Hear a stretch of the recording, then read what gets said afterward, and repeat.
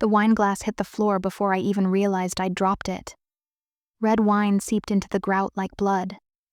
And for a second, all I could do was stare. It was the only thing in the room that made sense. Something beautiful breaking, staining, everything it touched. Across the kitchen, James was stuffing his designer shirts into his weekend bag like he was packing for a quick trip, not walking out on 15 years of marriage. He didn't flinch at the sound of glass shattering. Didn't even look at me. "Your assistant?" I asked, my voice somehow calm. "Ashley? The one you said was just an eager intern?" He kept folding clothes, perfectly composed. "She understands. Me, Rebecca, she sees my potential. She doesn't try to hold me back like you do." I just stood there, frozen in place, like my brain hadn't caught up to what was happening. "Hold you back?" I laughed, but it came out hollow. "I supported you through law school. I helped build your practice from nothing. I've stood by you every single step of the way. How exactly did I hold you back?" That's when he finally looked up. And the face I saw, it wasn't the one I fell in love with. It was familiar, but twisted into something sharp and smug. By being so damn perfect all the time, the successful investment banker who never makes mistakes. Do you know how suffocating that is? Suffocating. I stared at him, and suddenly, the past few months started making sense. The new clothes, the gym obsession, the late nights at the office that didn't quite add up. I had seen the signs. I just hadn't wanted to believe them. "And the trust fund?" I asked, quieter this time. "The one we built together?" His mouth curled into a smug smile. "Already taken care of. Had the papers drawn up last week. Technically, as managing partner of the firm, I had every right to protect our assets. $12 million. That's what we'd saved, invested, sacrificed for over the course of 15 years. I thought about every night I stayed late at the office while he studied, every vacation we postponed, the family we said we'd start later. We were building something, or at least I thought we were." "You can't just take it," I whispered, even though I already knew he could. "James is a lawyer. A damn good one. He knows every loophole, every technicality." He zipped up his bag, like he'd just won a game. "Actually, I can. And I did," he said. "Don't worry. I left you enough to get by. Consider it a parting gift." He slung the bag over his shoulder and started toward the door like he hadn't just burned our entire life to the ground. At the threshold, he turned back with a grin he probably practiced in court. "Oh, and Rebecca. Ashley and I are getting married in June. She's always dreamed of a summer wedding." Then he left. Just like that. The door clicked shut behind him, and the silence that followed felt deafening. I stood in the kitchen I'd redesigned just last year, surrounded by expensive countertops and shattered glass, thinking, this is how it ends? Not with a fight, not even with an apology, just a smug smile and a suitcase. But here's what James didn't know. What his law degree and his arrogance and his 23-year-old fiancée didn't prepare him for was me. I wasn't just an investment banker. I was damn good at what I did. And 3 months ago, when the gut feeling started, when he started coming home later, when Ashley's name came up just a little too often, I started preparing. Not for the heartbreak, for the fallout. And trust me, it was coming. Has anyone else ever been blindsided like this? I'd really love to hear your stories in the comments. It helps more than you know. The moment the door shut behind him, I didn't cry. I didn't scream or fall apart. I walked over to the sink, poured myself a new glass of wine, this time without spilling it, and picked up my phone. I already had Margaret on speed dial. She picked up on the first ring like she'd been waiting. "It's done," I said. She didn't miss a beat. "He took the bait?" "Exactly like we thought he would." Her voice was calm, precise. "Everything's in place. the accounts, the paper trail. He thinks he's won. And that's when I finally exhaled. 3 months ago, something started to shift. It wasn't just the clothes or the gym or the too sweet smell of Ashley's perfume on his shirts. It was smaller things, quieter. He started asking me pointed questions about our portfolio, about where certain assets were kept, which accounts were joint, which ones I managed on my own. James had never cared about those details before. Suddenly, he was curious. That's when I knew. Not just suspected, knew. So I did what I do best. I paid attention. The late nights that didn't make sense. The sudden interest in crypto. The random offshore client whose name he couldn't quite pronounce. They weren't mistakes. They were breadcrumbs. And I followed them. I opened new accounts in my name only. Quietly, with no visible connections. I funneled our most valuable assets into places he couldn't touch. Created a shell company to serve as a decoy. Then I built a fake trust fund. One that looked real enough to fool him, right down to the digital ledger. While James was out there playing out his midlife fantasy, I was documenting every shady move he made. Every coded transfer. Every expense labeled client.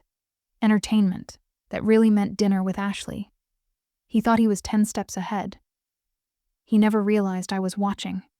And now, all I had to do was wait. The fake trust transfer was set to clear in an hour.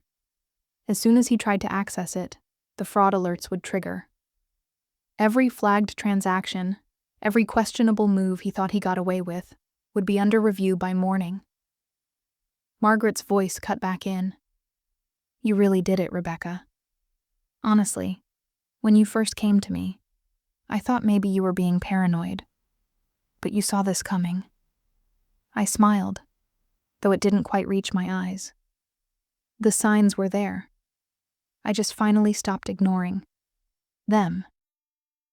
She paused, then said gently, Try to rest tonight. You've done all you can. But rest wasn't what came. I hung up, set the wine glass down, and looked around the apartment. Everything was still exactly in its place. The throw blanket folded on the couch. Our wedding photo still on the hallway table. His cologne still hanging faintly in the air. I'd been so focused on protecting myself, on getting ahead of the storm, that I never prepared for the quiet afterward. The silence that came once the plan was in motion. Once he was gone. That's what hurt more than anything. Not the betrayal. Not the money. The absence. 15 years. Just gone. My phone buzzed again, a text from an unknown number. You're so lucky James wants to be with me. Don't worry, I'll take good care of him. Ashley. Of course she had my number. He probably gave it to her like a prize, like she'd won. I stared at the message for a long moment, thumb hovering over the screen. There were a dozen things I could have said, 100 ways I could have put her in her place. But I didn't. I deleted the message and blocked the number. No response. No reaction. No energy wasted. She wasn't my problem anymore. James would find out soon enough just how much luck he really had. The hours blurred after that. I didn't sleep. I didn't sit down. I just started packing. There was no dramatic music playing. No montage of a woman finding herself. Just me, alone in our apartment, placing the pieces of our life into cardboard boxes. His favorite coffee mug, the one he used every morning, even though we had a full set. The golf clubs I bought him for Christmas that he only used once. The cufflinks from our anniversary trip to Paris. Each one heavier than it should have been, like it carried not just weight, but history. Promises. Moments I thought had meant something. There were photos too. Smiling, laughing, eyes full of a future we hadn't yet lived. One of us at the lake house, soaked from a rainstorm, wrapped in towels and grinning like idiots. I remembered thinking this is it. This is my person. I placed it face down in the box. By midnight, 6 boxes stood by the door, lined up like guards, watching over what was left of my marriage. I was sealing the last one when my phone exploded. First a text. "What the hell did you do?" Then 3 missed calls. Then an email, the subject line in all caps. "You will regret this." I sat down on the couch, poured myself another glass of wine, and opened the email like I was reading through an old grocery list. There it was. Rage, denial, indignation. Classic. James. Threats of legal action. Accusations of manipulation. Demands that I reverse whatever I'd done immediately. I could practically hear his voice through the screen, sharp and smug, still convinced he had the upper hand. I took a sip of wine, calmly typed out a reply. "James, I suggest you review your own accounts, particularly the transfers you've been making to Ashley's personal account over the last few months. The ones marked as business expenses, routed through your private server. I'm sure the Bar Association would find those enlightening." Seconds later. "You're bluffing." I wasn't. I had everything. Every transfer. Every conveniently labeled client dinner that matched Ashley's Instagram check-ins. Every late-night transaction pushed through when he thought I wasn't looking. I had the receipts, literally. And while he was chasing something younger, shinier, and a lot less discreet, I was documenting every move. The phone buzzed again. Another text. "James is really upset. What did you do to him? This is so toxic." Ashley, that word. Toxic. Funny how it only gets thrown around when people stop getting what they want. I didn't respond. Just blocked her again. Let them twist. Let them rage. Let them scramble. Because I wasn't the one coming undone anymore. I was the one with a plan, and all the pieces were finally in motion. I stood in the bathroom, brushing my teeth like it was any other night, like everything hadn't just come crashing down. But when I looked up, I didn't see the same face I always saw. I looked tired, not just in the way that sleep could fix, but worn out in my bones. There was something else there too, though. Something quiet and steady. A kind of strength I hadn't needed until now. My eyes drifted to the edge of the mirror, to the photo still tucked into the corner, me and James, early days. We were standing in front of a courthouse, arms around each other, beaming. He'd just passed the bar. I'd just gotten promoted. We were 2 kids who thought they could take on the world, and in a way, we did. We built something together, brick by brick, year by year. It wasn't always perfect, but it was real. At least I thought it was. I gave him everything I had. My time, my trust, my belief in who he could become. And maybe that's the part that stings the most. Because the truth is, I did love him, not who he became, but who he was, once. He wasn't always like this. He used to light up when he talked about cases he believed in. Used to bring me flowers on Fridays, just because. He held my hand during my dad's funeral. Stood behind me when I pitched my first major investment. There was a time when I didn't doubt us. But that version of him, he's been gone for a while now. I just hadn't wanted to admit it. I rinsed my face and let the cool water settle. My thoughts. When I looked up again, I saw something different in my reflection. Not the woman who'd just been betrayed. The woman who was still standing, stronger, sharper, clear-eyed, not mourning anymore. Rising. My phone buzzed on the counter, a single text lighting up the screen. "Margaret, everything's in motion. Tomorrow's going to be interesting." I stared at the message for a long moment, then smiled to myself. She was right. Tomorrow, James would find out that the quiet, predictable wife he thought he'd outgrown wasn't so predictable after all. Tomorrow, he'd learn who he left behind. I woke up to 17 missed calls and over 30 unread texts. James had clearly had a long night. The messages started out angry, full of threats and demands. By the time the sun rose, they'd turned into desperate, "Please. We need to talk, please." He was unraveling, and I wasn't in a rush to stop it. I took my time getting ready. White blazer, sharp lines, clean cut. It was the one he used to say made me look intimidating, which today felt like the highest compliment. I added a swipe of red lipstick, not because I needed to, but because I wanted to. If I was going to walk into the fire, I was damn well going to look good doing it. Margaret called while I was doing my makeup. "He's been calling my office since 6 a.m., she said. "Good," I replied, steady. "Is everything set?" "All accounts with suspicious activity are frozen. The Bar Association got the anonymous tip. And that investigator's report you commissioned? Devastating." I looked at my reflection and smiled. Perfect. The elevator dinged at the top floor of the Mitchell Associates building, and I stepped into chaos. Whispered conversations, nervous glances, phones ringing unanswered. People hunched over laptops, pretending not to notice me walk in. Ashley's desk was empty, cleared out completely, not even a sticky note left behind. Linda, our longtime secretary, our rock, rushed over, clutching a clipboard. "Mrs. Mitchell," she said, then paused. "Sorry, Rebecca. He's been asking for you all morning.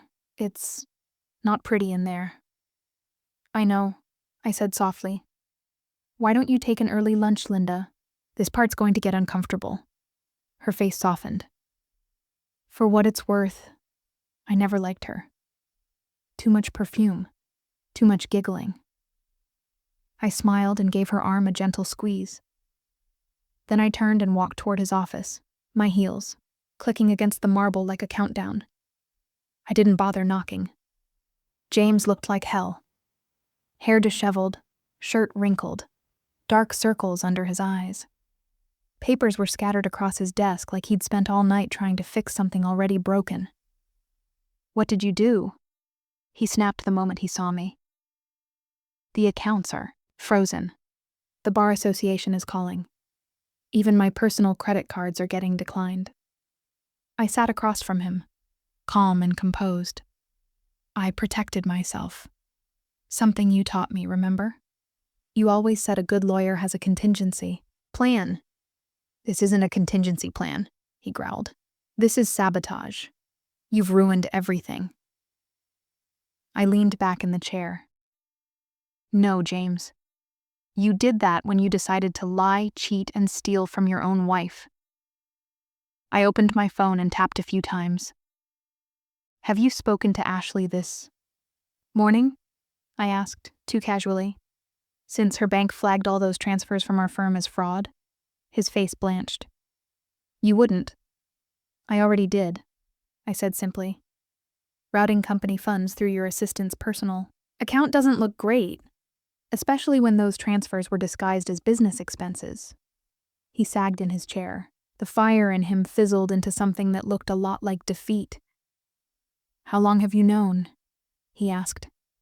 "About Ashley." 3 months. "About the money?" "Longer." He put his hands on his desk like he was bracing for impact. "I'm an investment banker, James. Did you really think I wouldn't notice offshore transfers and conveniently coded expenses?" He looked at me then, really looked at me, for the first time in months. Not like a wife, or a partner, or an obstacle, like someone he didn't recognize anymore. "We can fix this," he said, voice suddenly softer. "We'll tear up the divorce papers. I'll end things with Ashley. We can go back." "Back?" I cut in, standing up. "Back to you lying to me? Back to pretending I don't know who you really are?" I smoothed my blazer and leaned across the desk, just slightly. "No, James, we're not going back." He opened his mouth to speak, but I was already pulling up the final blow. "Check your email," I said. "You'll find notices from some of our biggest clients. Seems they're not thrilled about the rumors of financial impropriety. Most are pulling their business. His lips parted, but nothing came out. "You can't do this," he whispered. "I'm not doing anything." I said, "This is the consequence of your own actions." His phone buzzed. He didn't look. But I knew who it was. Probably Ashley. Probably realizing her ticket to easy money had just expired. He kept staring at me, and for the first time he looked lost. "Why?" he asked quietly. "You could have just divorced me. Why go through all this?" I picked up my purse, slinging it over my shoulder. "Because you thought I was weak. Predictable. You thought you could discard 15 years of marriage and walk away with everything.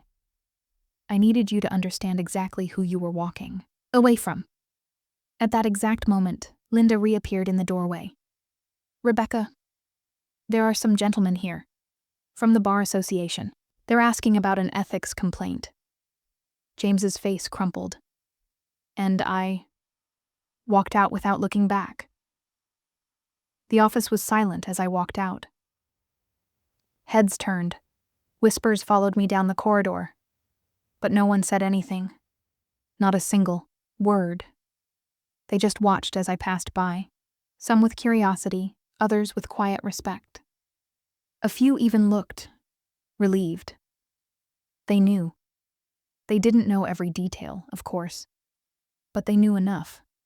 Enough to see that the woman James Mitchell had tried to erase had just walked out of his office standing taller than ever. By the time I stepped outside, the summer air felt different. Lighter. Like I'd been holding my breath for months and finally let it go. My phone buzzed in my purse. A message from Margaret. "Preliminary divorce agreement is ready. You're getting everything you asked for. You'll like it." I smiled to myself and kept walking. That evening I went home to the apartment that was finally mine again. The boxes with James's things were still sitting by the door, but they no longer felt heavy. They were just cardboard now, filled with the belongings of someone I no longer owed anything to. I poured a glass of wine, steady this time, and stepped out onto the balcony. The city stretched out below me, buzzing with life, as if it hadn't skipped a beat while mine was falling apart. The air was warm, the sky painted in soft oranges and pinks. For the first time in a long time, I didn't feel like I was watching my life from the outside. I was in it again. My phone buzzed, a new number, a short message. "I'm sorry. Ashley." I stared at it for a second, maybe two. Sorry she got caught. Sorry the money dried up. Sorry the dream of a fast-lane life slipped out of reach.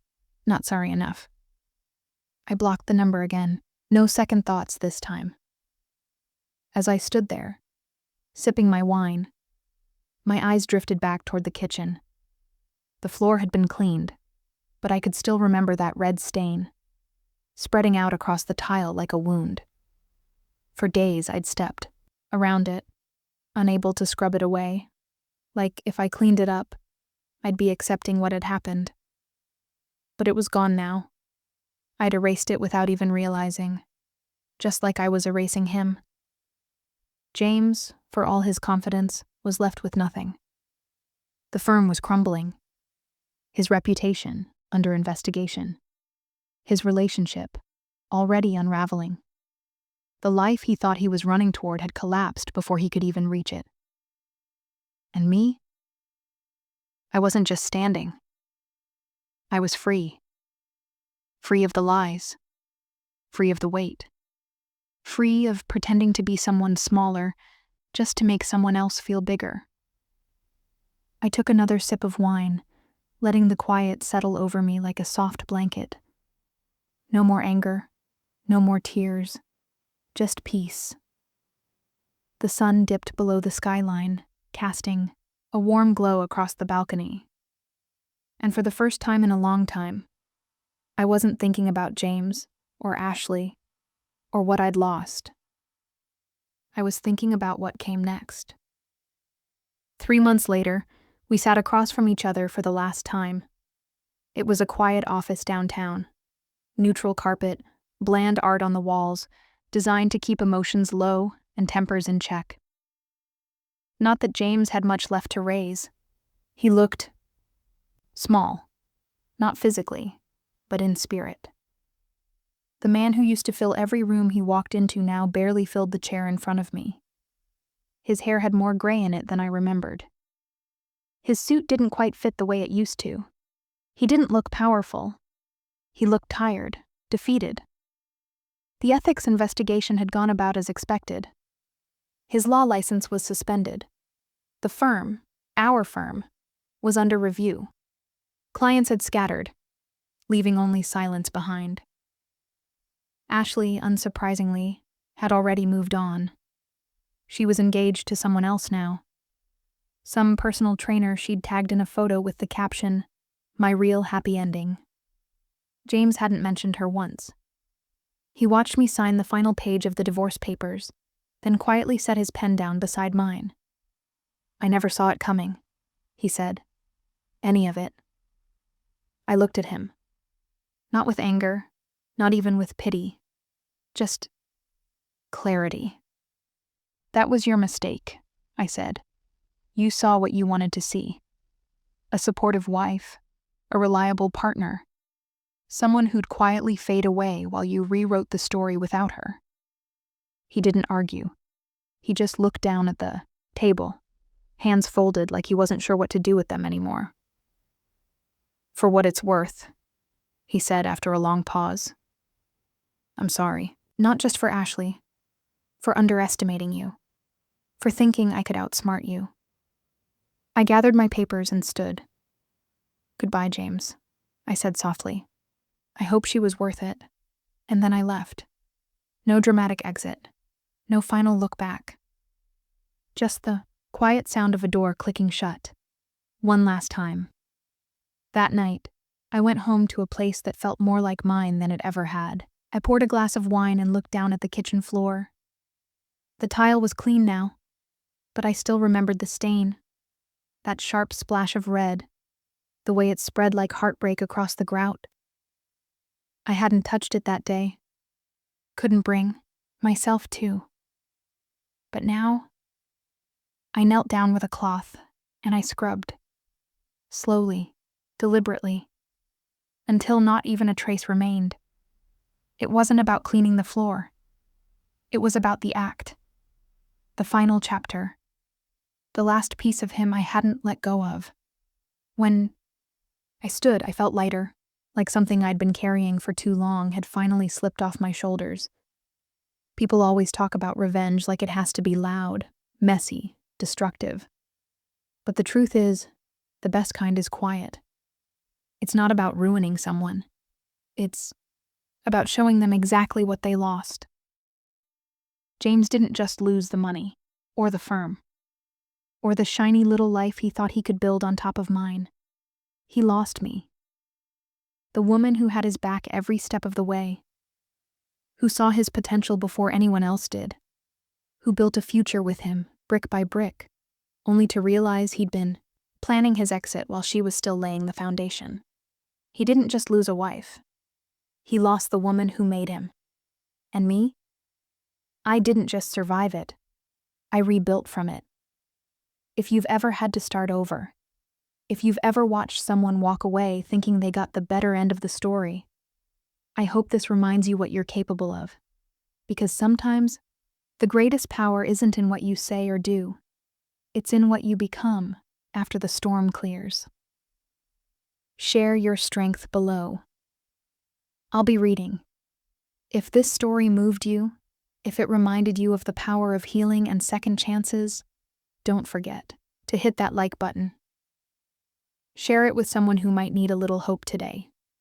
And if you want more stories that stay with you long after they end, make sure to subscribe. There's so much more to come.